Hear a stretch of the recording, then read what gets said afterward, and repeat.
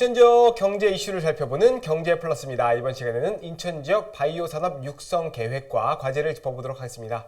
인천일보 김치구 부장 나와 있습니다. 안녕하십니까? 네, 안녕하세요. 네, 삼성 바이오로직스와 셀트리온 등 국내 대표 바이오 기업이 송도에 둥지를 틀고 있죠. 인천시는 송도를 바이오 클러스터로 성장시키자는 구상인데 2025년에는 중소벤처기업부가 추진하는 K-바이오랩 허브가 송도에 문을 엽니다.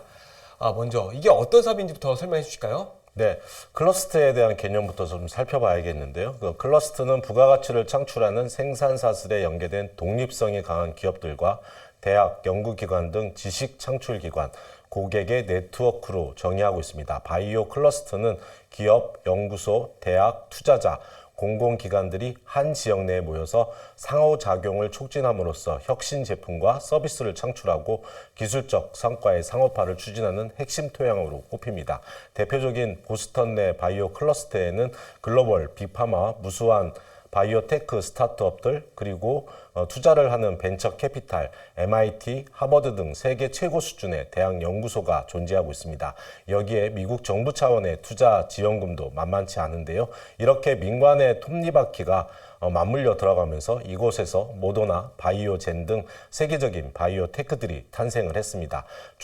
중기부는 보스턴 바이오 클러스터를 벤치마킹한 K-바이오랩 허브를 2025년까지 인천 송도에 완공할 계획입니다. 4만 평방미터 규모의 부지에 2,700억 원을 투자해서 의학 바이오 창업기업들이 글로벌 혁신기업으로 빠르게 성장하도록 돕겠다는 전략입니다.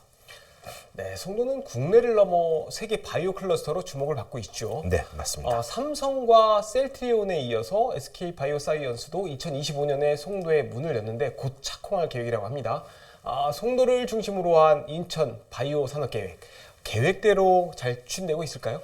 예, 송도 국제도시에는 삼성 바이오로직스, 셀트리온 등 바이오 분야 대기업이 밀집해 있습니다. 말씀하신 대로 2025년대에는 SK 바이오사이언스도 들어오게 되고요. 여기에 사토리우스 등 글로벌 기업들이 추가로 들어오면서 바이오 중심 도시로서 입지를 확고히 다지고 있습니다.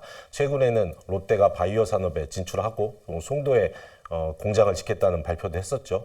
정부가 바이오 헬스 산업을 국가 핵심 전략 산업으로 육성하겠다는 의지를 거듭 천명하면서 송도의 성장 가능성이 더욱더 커지고 있습니다. 인천시는 2020년 바이오 융합산업 기술단지 승인에 이어서 바이오 공정 전문 인력 양성센터 구축 사업을 유치했고요. 2021년에는 K-바이오랩 허브 구축 사업까지 유치하는 데 성공했습니다.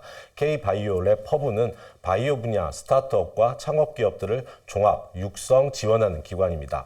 기업 공영 입주 공간과 함께 바이오 의약품, 실험, 연구, 그리고 임상과 시제품 제작에 필요한 시설 장비를 갖추게 됩니다. 이처럼 송도국제도시는 상대적으로 민간 서비스가 타 클러스터에 비해서 다수 존재하고 있고요.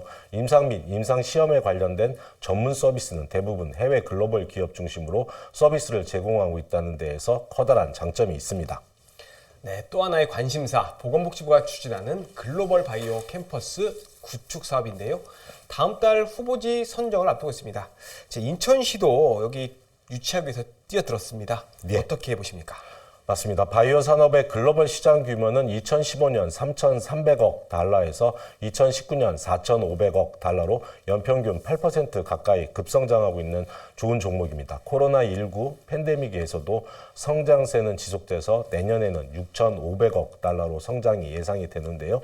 하나로 700조, 800조 원 시장이 존재하고 있습니다. 작년 2월에 세계보건기구 WHO가 국가별 백신 불평등 문제 해소를 위해서 중소득, 저소득 국가들의 백신 자체 생산 역량을 강화하겠다고 나섰고요. 우리나라를 전 세계 유일의 세계보건기구 글로벌 바이오 인력 양성 허브로 선정을 했습니다.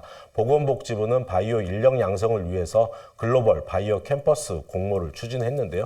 다음 달에 아마 선정할 것 같습니다. 인천이 가장 유력한 후보지입니다. 바이오 산업은 인천을 대표하는 산업으로 이미 자리매김했고요. 산업 태동기부터 인천을 바탕으로 성장했고 인천은 이제 글로벌 바이오 산업을 선도하는 중추적인 역할을 수행하고 있습니다. 인천시는 바이오 뉴딜 추진 전략을 마련해서 2030년까지 700개의 기업을 유치하고 17만 명의 고용 창출, 1만 4천 명의 전문 인력 양성을 목표로 추진하고 있습니다. 글로벌 인프라를 갖춘 인천의 성장이 기대되는 대목입니다. 네, 지금까지 살펴본 것처럼 인천 바이오 산업이 이 외형적으로는 아주 잘 성장을 하고 있는 것 같아요. 그런데 생산 관련 기업 위주로 유치가 되다 보니까 지역 기업과 연계되는 뭐 이런 등이 한계가 있다라는 지적도 좀 있습니다. 아쉽게도 인천이 아마 세계 최고의 클러스터로 거듭나기 위해서는 풀어야 할 과제들이 있을 것 같은데 어떤 게 있을까요? 예, 우리나라의 혁신 바이오 클러스터는 지금까지 중앙정부와 지자체를 중심으로 많은 노력을 했습니다. 그렇지만 해외 선진 사례와 비교하면 가시적인 성과가 아직 나오지 않고 있다는 한계점과 문제점들이 지적되고 있습니다. 향후에 송도의 바이오 클러스터의 발전을 모색하기 위해서는 외부적인 조건 측면에서 바이오 클러스터 간 특화 전략을 마련하고요. 연계 측면에서는 효율성을 높여야 할 것입니다.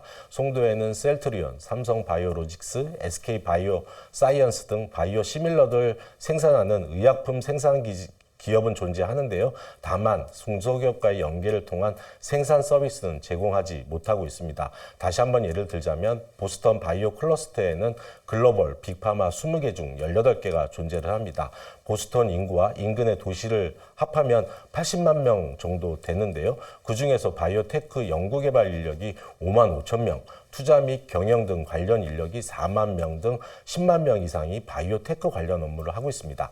반면 우리나라에서는 전체를 따져봐도 10만 명에 불과한 상황인데요. 생산만 하는 공장형 클러스터만 들어서는 게 아니고 고급 인력을 기반으로 융복합하고 이를 기반으로 세계적인 스타트업 기업이 생겨날 수 있는 실제적인 정책이 필요해 보입니다. 특히 수도권 정비법처럼 국가 균형 발전을 모색한다면서 수도권을 역차별하는 우를 범해서는 안 될 것 같습니다. 특히 연구 개발부터 사업화에 이르기까지 창업 기업이 글로벌 기업으로 성장할 수 있는 전주기 지원을 통해서 인천의 바이오 산업이 세계적인 바이오 산업으로 성장할 수 있는 경쟁력을 갖출 수 있도록 범정부적 지원이 필요해 보입니다. 네, 보건복지부가 공모하는 글로벌 바이오 캠퍼스가 다음 달에 발표가 됩니다. 우리 김치균 부장께서는 인천이 유력하다 이렇게 전망을 해주셨는데 이 전망이 맞기를 기대를 하면서 오늘 말씀 여기까지 듣겠습니다. 감사합니다. 네, 감사합니다.